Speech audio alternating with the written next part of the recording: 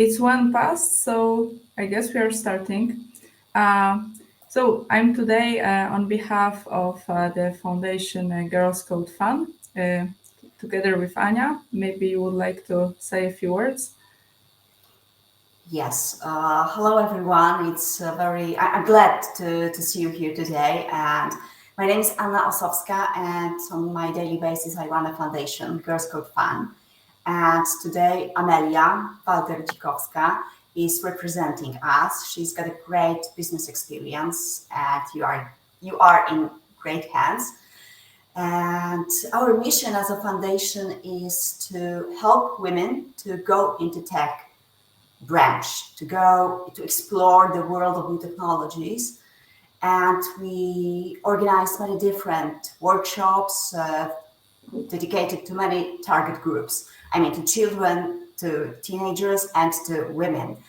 I advise you to take a look at our LinkedIn profile, which link you will see at the end of the presentation, and just follow us. Just observe what we do, how many projects, how different projects, and that's all, I guess. And Amelia, it's your time, so enjoy, and I wish you great workshops. Thank you Thank so you for much. this great introduction. I will now share. Okay. Today, we are gonna try to dive into the topic of international cooperation in IT teams, although we do not, unfortunately, have a lot of time and the topic is really deep.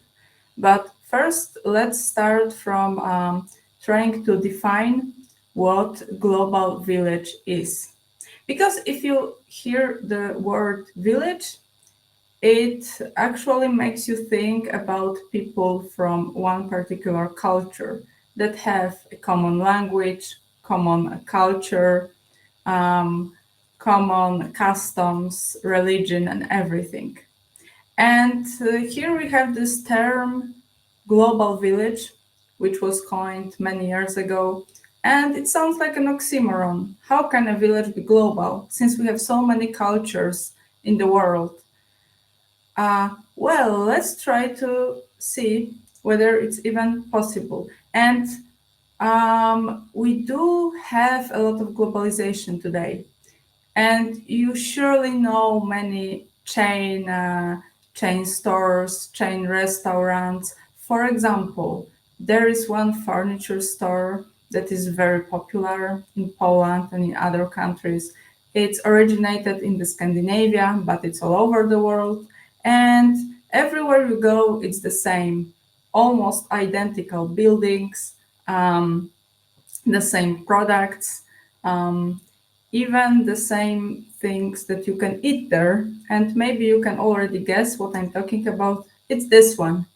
And this is even like a social thing or a cultural thing to go there, for example, on a Saturday to walk through this labyrinth, to browse or all the things. Then you assemble the furniture yourself, and this is something special which actually makes you put some effort into it, but people still seem to like it. And then afterwards you might eat something, and this is also typical to go and eat some special classic dish from their chain. And they managed to really spread this idea of their furniture, their style, the cuisine all over the world. And it's a bit similar with companies, like some corporations, IT companies, which just open their branches all over the world. And often they even ship some furniture, like they have the same floor, the same furniture, the same colors. Everything is identical in all the offices. And they are trying to introduce this idea of global office. But is it really a global office, or is it just the decor, just this superficial layer? Is it really also a global office in terms of culture? Let's try to answer that. And we can have like three components that are quite important when we work internationally. The first one will be customs and nonverbal communication. And I would like to show you some scene which illustrates it in an interesting way. This is from a Tarantino film, and it would be great if you've seen that film. If not, there are not any major spoilers, I hope. And here we have World War II and some British spies who are trying to pretend to be German officers, but they give themselves away only with one detail. So now a few seconds to watch. Meine Herrschaften, das ist sehr freundlich, Sturmbannführer. Erik, der 33er und frische Gläser. Wir wollen ja nicht, dass Sie den 33er hier mit Ihrem Gesöfter verseuchen. Wie viele Gläser? 5, für mich nicht. Ich mag Scotch, Scotch mag mich nicht. Ich auch nicht, ich bleib beim Shampoos. 3 Gläser. And I don't know if you've noticed that, but in this scene, the idea is that the British guy gives himself away by ordering 3 drinks with such a gesture, whereas like a German one would use their thumb. And he learned this almost perfect German accent. He really managed to pretend he was German, but it was this one thing that gave him away. And we cannot be sure whether this would be really true or not, whether this could happen in reality. But it is true that gestures are something very specific and can be misleading. For example, in some cultures, nodding means yes. In some cultures, nodding means no. There are also some specific gestures. For example, in India, some people will nod in a very specific way, like kind of sideways, and it will mean yes, but for many people, like from Poland, for example, it seems like they're hesitating or saying no. And it's especially challenging if we work online, if we work remotely, we don't see all those people on everyday basis, so we just cannot learn this language, this non-verbal language. Another thing, it's work hours. And for people here in Poland, it seems obvious that everyone starts work at 7 or 8 a.m. Then they finish at 3 or 4 p.m. And for us, it's standard, right? You just eat some very small meal during the day, then you have like a larger one with your family. But actually, it's not normal, and each culture is different. And for example, if you work with the French, it's normal that they will start work usually later, and they will have a very long lunch break in the middle of the day. And what does it mean to us? Well, it might be challenging, for example, to organize meetings. If we want to meet in the morning, the French won't yet be there. During lunch break, they will be also away. They might want to meet us in the afternoon, but then we are already going home. So these are important obstacles sometimes. And another example is small talk. Some cultures really have a lot of small talk, and it's a normal custom. Some don't. And for example, in Polish, if someone asks someone else, how are you? They will usually just tell their life story. They will think it's like a serious question. Or like in technical context in IT, you won't usually do any small talk in the chat or something. But actually in some countries, like in the UK, it will be normal to have more small talk. So then you might be surprised. I want to talk to someone in the chat about something specific and they are expecting small talk. So an important one to bear in mind. And since we are talking about small talk, let's dive into the next broad topic, language. And there are, of course, many languages in the world, which is challenging. If we assume that everyone speaks their own language, we couldn't communicate. But hey, we've got English, isn't it great? Then we can just all communicate and there is no problem. And this is what people sometimes assume. Well, but it's not true at all. First of all, there are many various kinds of English. I mean, like accents, local dialects, etc. There are many specific words in them. But the second thing is sometimes there is some meaning behind words, which is not clear to everyone.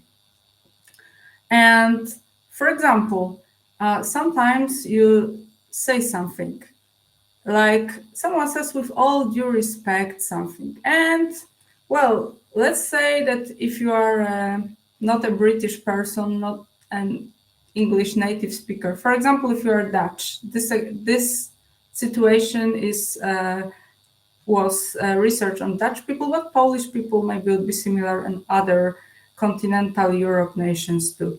So if you hear with all due respect, you think, okay, he's listening to me, he's basically paying me respect. But in reality, this might hide some message. It might mean, I think you're wrong. And people often say, with all due respect, I think you're not right, etc., etc. And maybe you've noticed, even in Polish, other languages, when someone starts a sentence with all due respect, it's often a criticism and it's painful. And there are some other examples like, please think about that some more. So you might think, okay, so this is a good idea, right? This person wants me to think about that more, develop it. But if that person changes intonation and says something like, please think about that some more, okay? It might actually mean it's a bad idea, don't do it. But in some cultures, you just won't say that directly. You will wrap it in this nice phrase. Or, oh, by the way, well, for many people, it might just sound like introducing some side idea, like this is not very important, I just want to mention something additional. But actually, for some people, it's an introductory phase to, for example, criticize you. So this has more layers to it, and we need to be aware of that. And sometimes we might just get this wrapped feedback that we won't understand. Another thing is just clear communication. There is a great website, knowhello.net, and you can find examples of this know hello rule there. What this rule is about? Well, if you work in IT, you might experience this situation. You go for lunch, for example. You come back, and there are some messages in the chat waiting for you. And it might be like, hi, how are you? Do you have a minute? And that's it. And a person sent it like an hour ago, but you have no idea actually what they want from you. You start getting stressed. You don't know if this is just some simple question or if they want something big from you. So this makes communication a bit clumsy because then you have to respond and so on. It would be a lot easier if someone writes something like that. For example, hi, I'm writing to you as I cannot connect to the database. I need help. Let me know when you have time for that, or if you can help at all. And this is a lot more clearer just to explain shortly what you want. And again, this is the small talk topic. Sometimes small talk is great. It builds relations between people, but sometimes we just need very, very precise communication, and it might improve our situation, especially in these international teams. And then we have a topic of cultural values. We might learn some customs, we might learn some nonverbal and verbal characteristics of other cultures, but there is some deeper understanding needed sometimes. And this is a fascinating experiment from a long time ago, and this illustration is from 2001. And people from various cultures have been asked what they see in this picture. And it might seem easy. There is some fish, some plants, some frog, but actually people from various cultures pay attention to various things. Some cultures will notice fish, those big fish, at first. Some will focus on the bottom of this fish tank, on the general picture. And similarly, there were some studies that showed that, for example, the Americans take pictures in such a way that people are like the main object in the picture.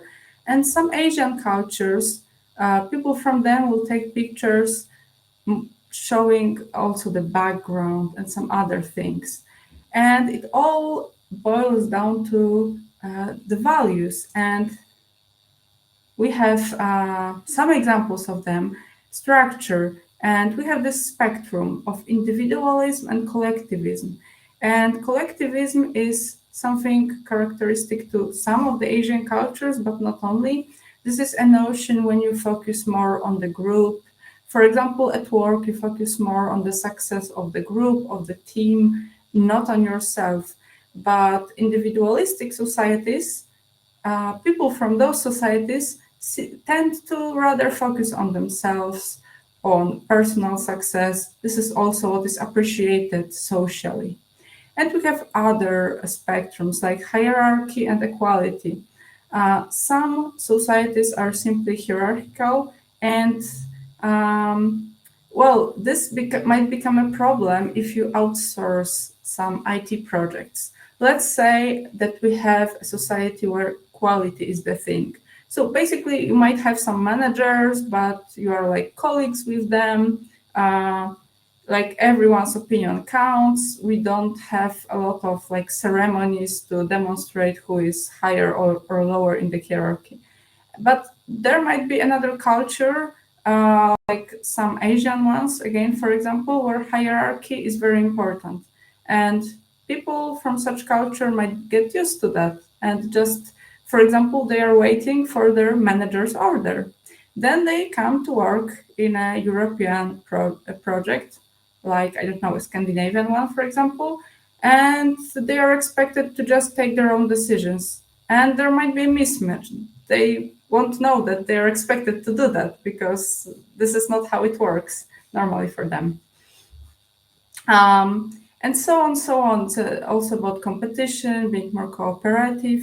And there is one nice model, cultural dimensions model, that I can recommend if you would like to explore it more. And I can give you an example of a website where it's nicely shown. Here you have 6 various values, and you can select any countries up to 4 and compare them. This example, this is orange China and gray Poland. And it looks kind of interesting. For example, indulgence is really low.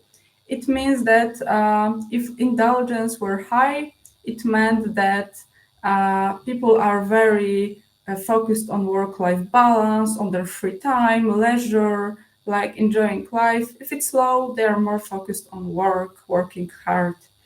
Long-term orientation, for example. So in China, it's high, and it means that you are focused on long-term goals, not about getting something tomorrow or in 1 year from now, but for example, getting something 10 years from now, getting like good future for your grandchildren. It's also a bit related to collectivism, and there are some others.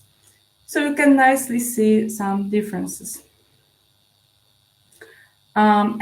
But there is another thing. There are those values that are there are some trends for the given countries and cultures. So like people in China might be more collectivist. But there are also some value sets about how companies are organized. And there is a very nice typology of 5 colors. It's kind of like 5 stages of how companies can be organized. The first one would be red. And these are not only companies, but also social groups or some organizations. In red, what matters is power, its strength, the strongest one rules, the violence is the thing. This is, for example, gangs or mafia, but also some companies operate like that. It's not, of course, the perfect way, but it is possible.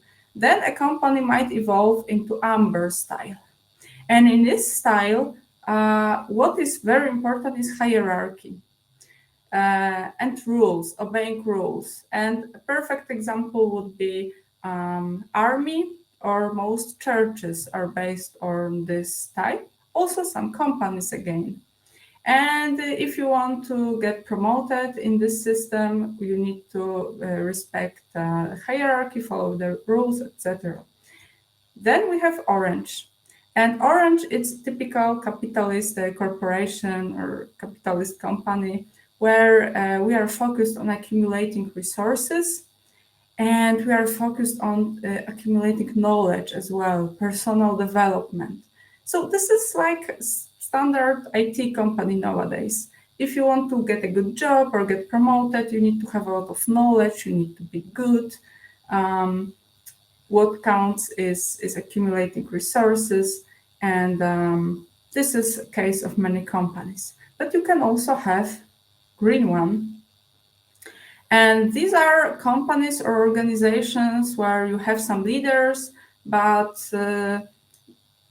hierarchy is not very important. You are more focused on relations, on the group, on your social network. You have some leader, but it's not necessarily, it's not at all like a leader in Amber or other ones. And the last stage, and something you probably heard of, is the turquoise one. And this is kind of like a known model, controversial one as well, where you don't really even have formal leaders. You do have people taking charge depending on the situation. And again, everything is focused on the people, on social networks. And we have some companies who boast to have this model. It's not necessarily easy to implement.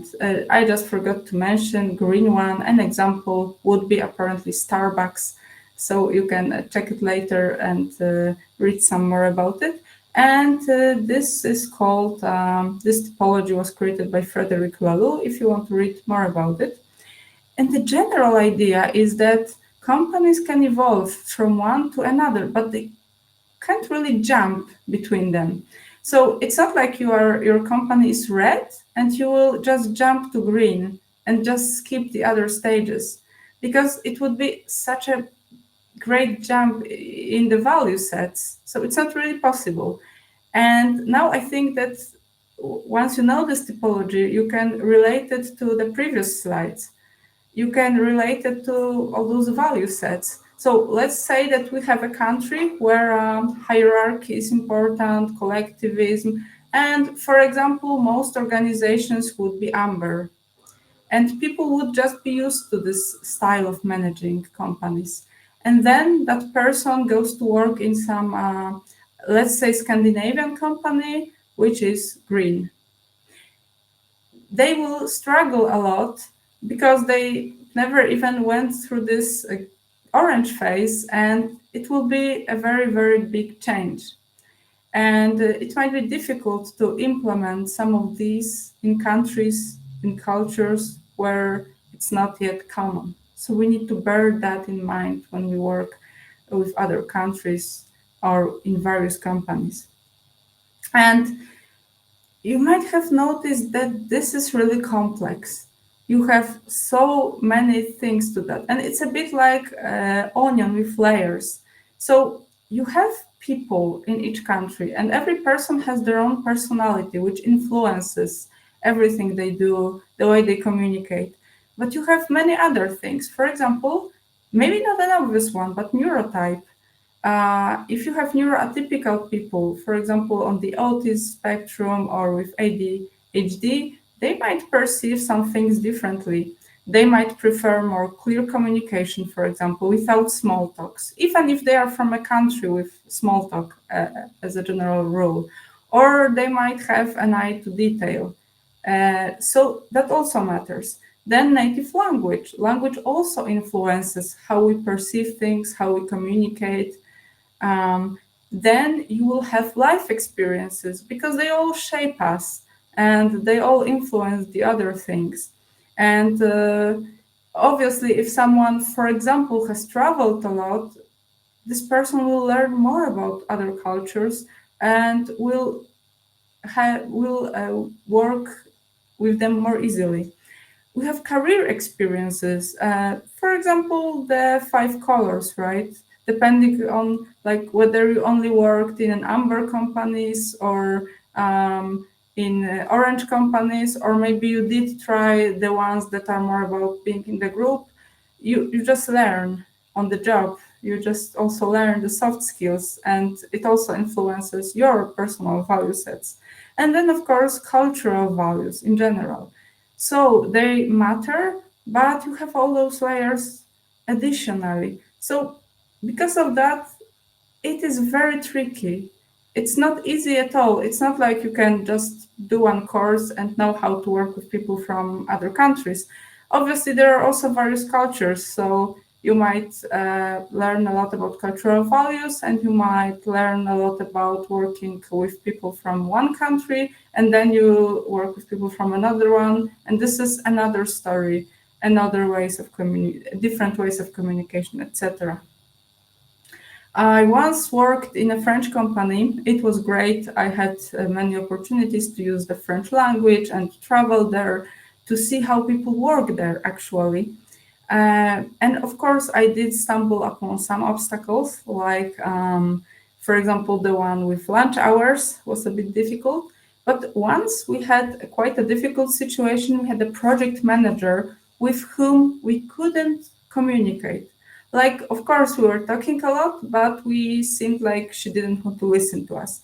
And we couldn't really understand the idea. Like, why cannot we understand each other? Maybe it's the language barrier, maybe something else. Then we went to meet in person, to travel to France. We traveled there, and we immediately met. We had a lot of meetings scheduled to see each other. And actually, what happened was that our communication improved a lot, but I cannot give you a good conclusion to this story. Now I should just give you like a perfect explanation what happened, what we did to improve that. But to be honest, I don't know. It improved a lot after the personal contact, but which factor was that? Maybe it was the fact of using more nonverbal communication, like all the gestures, eye-to-eye contact. Maybe it was the fact that we spent some more time together, had coffee, get to know each other. Maybe just communicating in person, because when you hear someone through the microphone and through the headset, it's a bit like more, a lot of distractions. I don't know to this day, and I think this situation perfectly illustrates that the topic is so complex, and often it will be tough to identify what works, what doesn't work with the given person. It's not like technical skills. The soft ones are a lot more tricky, but that's why they're that interesting. And with that, well, can we become a global village? I think we can. We can achieve better communication. We can just have smooth relations with people from various countries, but we need to put some effort into it. Many companies do not have any training on that, on like intercultural skills, and it's not right, I think, because we need that knowledge in general about how cultures differ, but also about the details of the respective cultures that we work with in the given situation. And well, I would like to thank you for listening, and I will recommend you one more source, this book, which is translated in many other languages, also Polish. I can see a question about that in the chat, if there is any good material, book, website, training. So this book or other materials from this author and the typologies I gave you before are a good thing to explore. And well, thank you for your attention. If you'd like to contact me, here is my website. And here is also a QR code for a LinkedIn page of Girls Code Fun. I do encourage you to check out all the programs, all the initiatives of Girls Code Fun, because they are simply great. So thank you. If there are any more questions and you want to stay for one more minute, I can try to answer them. Thank you, Amelia. You are great.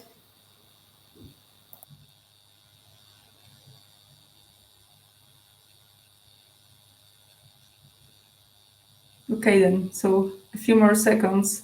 to note the link or to scan this QR code. Tell you that on the chat window I've sent Great. the link to your profile on LinkedIn, to Foundation's LinkedIn profile, and to my profile, so everybody can take it from the chat. Okay, then thank you all. If there is anything, don't hesitate to reach out to me, or also like to Anya or the Girls Code Fund if you want to participate in an initiative. And yeah, have a great day and the rest of this conference. Thank you both too.